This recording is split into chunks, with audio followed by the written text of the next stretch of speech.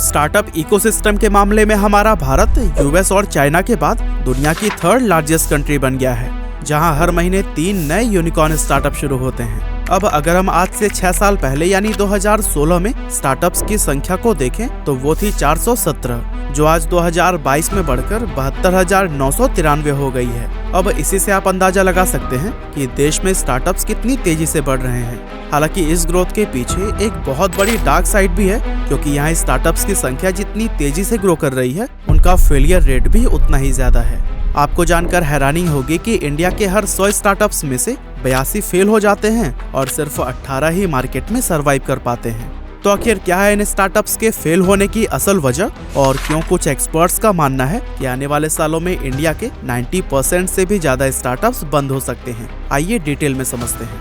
But now the mood is changing. Indian startups are now staring at a long and gloomy winter. दोस्तों, पिछले कुछ सालों में Zomato, Swiggy, ओला, भारत पे, ओयो, बायजूस और मीशो जैसे ना जाने कितने नए स्टार्टअप्स हमें इंडिया में देखने को मिले हैं, जहां इन सभी ब्रांड्स ने बेहतरीन मार्केटिंग और एडवर्टीजमेंट से काफी कम समय में खुद की एक अलग पहचान बना ली है। लेकिन सवाल ये उठता है कि इतना सक्सेसफुल दिखने वाली ये ब्रांड क्या सच में सफल हैं? तो इसका जवाब है बिल्कुल नहीं। आपको जानकर हैरानी होगी कि बड़े बड़े स्टार्टअप्स जिन्हें आज तक हम सक्सेसफुल मानते थे, उनमें से ज्यादातर हैवी लॉस फेस कर रहे हैं। और इन्हीं लॉसेस की वजह से अभी कुछ महीने पहले ओला ने अपने 2100, ब्लिंकिट ने 1600, अनअकैडमी ने 1150 और व्हाइट हैट जूनियर ने 1000 एम्प्लॉयज को बाहर का रास्ता दिखा दिया है। इसके अलावा कार्स24, मीशो, एमपीएल, उड़ान और वेदांतो जैसे स्टार्टअप्स भी अपने एम्प्लॉयज की छटनी में लगे हुए हैं। कुल मिलाकर देखें तो पिछले कुछ महीनों में अलग अलग स्टार्टअप्स ने 17,604 एम्प्लॉयज को फायर कर दिया है, और आने वाले टाइम में कंपनीज 60,000 और भी एम्प्लॉयज को नौकरी से निकाल सकती हैं, जो कि वाकई अपने आप में एक बहुत बड़ा मैटर ऑफ कंसर्न है। लेकिन अभी भी अगर हम सोशल मीडिया या टीवी खोलकर देखें तो वहां धड़ाधड़ इन यूनिकॉर्न स्टार्टअप्स के ऐड दिखाई देते हैं, और उनसे जुड़े सिर्फ पॉजिटिव न्यूज ही हर जगह हमें सुनने को मिलते हैं।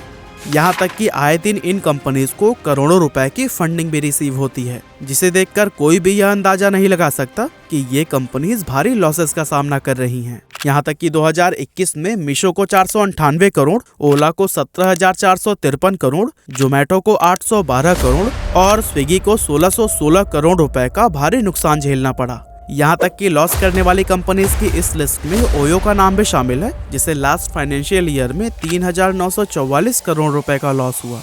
अब आपने ये बहुत बार सुना होगा कि एडटेक इंडस्ट्री इस टाइम ट्रेंड में है, लेकिन अगर हम नंबर्स पर गौर करें ना तो पिक्चर कुछ अलग ही दिखाई देती है।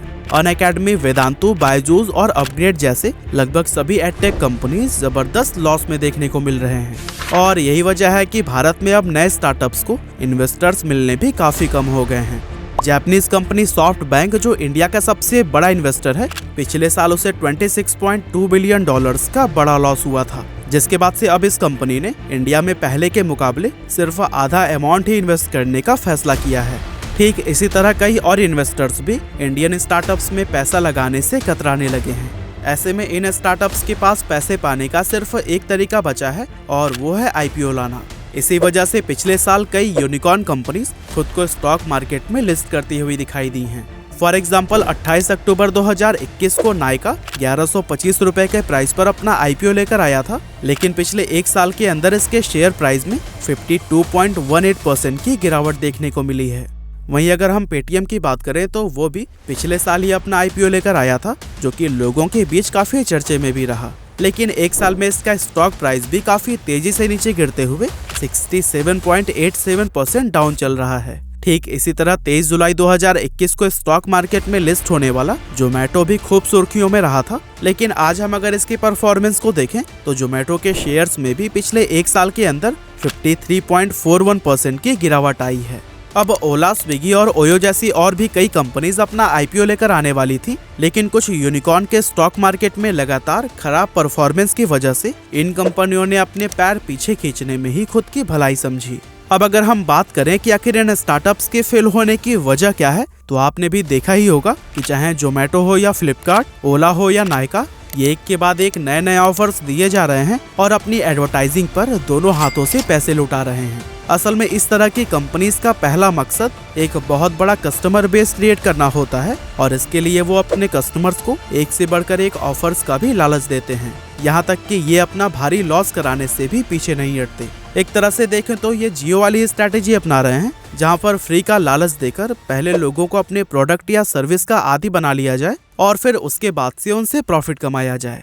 ऐसे में कस्टमर्स भी इन फ्री की सर्विस को खूब एंजॉय कर रहे हैं, लेकिन कंपनीज के लिए प्रॉब्लम यह है कि जैसे ही ये ऑफर देना बंद करते हैं वैसे ही लोग उनके प्रोडक्ट या सर्विस को खरीदना बंद कर देते हैं, क्योंकि ज्यादातर यूनिकॉर्न बिजनेसेस उन्हीं आइडियाज पर ही काम कर रहे हैं जिस पर पहले से ही कई सारी कंपनीज मौजूद हैं। अगर हम एग्जाम्पल देखें तो जोमेटो और स्विगी दोनों एक ही आइडिया पर काम कर रही हैं। अब ओला और उबर हो, फ्लिपकार्ट और मीशो हो या फिर नाइका और पर्पल, लगभग ये सारी ही कंपनीज एक दूसरे से काफी सिमिलर हैं। तो जब भी एक कंपनी ऑफर देना बंद करती है तो लोग दूसरे के पास चले जाते हैं और जब दूसरी बंद करती है तो वो तीसरी कंपनी के पास चले जाते हैं। ऐसे में इन यूनिकॉर्न स्टार्टअप्स को बिजनेस करने का मौका ही नहीं मिल पाता। इस सब के अलावा इन कंपनीज के बीच रैंक 1 की पोजीशन पर आने की एक अलग ही होड़ मची हुई है। भले ही ये लॉस मेकिंग कंपनी है, फिर भी इन्हें खुद को सबसे बड़ा साबित करना है और खुद का सबसे बड़ा कस्टमर बेस बनाना है।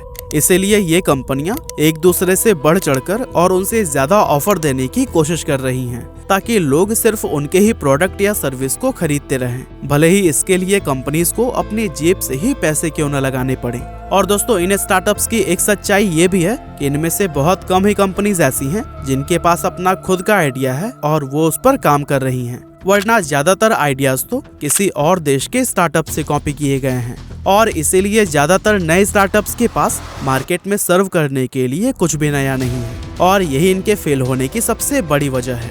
तभी तो आज इंडिया में हर 100 स्टार्टअप्स में से लगभग 82 या तो पूरी तरह से फेल हो रहे हैं या फिर वो कुछ खास कमाल नहीं दिखा पा रहे और इनमें से सिर्फ 18% स्टार्टअप्स ही ऐसे निकलते हैं जो कि प्रॉफिटेबल बिजनेस कर रहे हैं।